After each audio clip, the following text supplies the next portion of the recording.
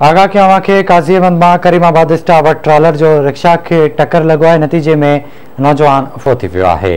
Photo जी सुञाणप my dad छजड़ तौर थी आहे। लाश घर पहुचण ते कोराम अची वियो आहे। असां ख़बर शेयर पिया कयूं। काज़ीअहमद मां करीमाबाद स्टाफ वटि ट्रॉलर जो रिक्शा खे टक्कर लॻो आहे। नतीजे में नौजवान फोत थी वियो आहे। फोती नौजवान जी सुञाणप मियादाद छजड़ तौर थी आहे। लाश घर पहुचण ते कोराम अची वियो आहे। अपडेट कयूं पिया। काज़ीअहमद मां करीमाबाद स्टाफ वटि ट्रॉलर जो रिक्शा खे टक्कर लॻो आहे। नौजवान फोत थी वियो आहे।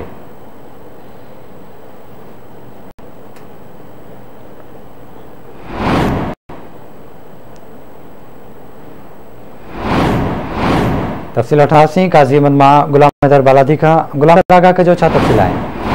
जी बिल्कुल बेशारत मां ॿुधाईंदो हलां। काज़ीअहमद लॻे करीमाबाद स्टाफ वटि ट्रॉलर जो रिक्शा खे ज़ोरदार टक्कर लॻो, जंहिंजे नतीजे में रिक्शा सवार लॻभॻि 40 साल नौजवान मियादाद वलद मोहम्मद बख़्शिश छॼण सख़्तु ज़ख़्मी थी पियो, जंहिंखे फरीद तौर काज़ीअहमद इस्पताल आंदो वियो, जिते ज़ख़्मनि जी सट नसंदे रस्ते में फोत थी वियो।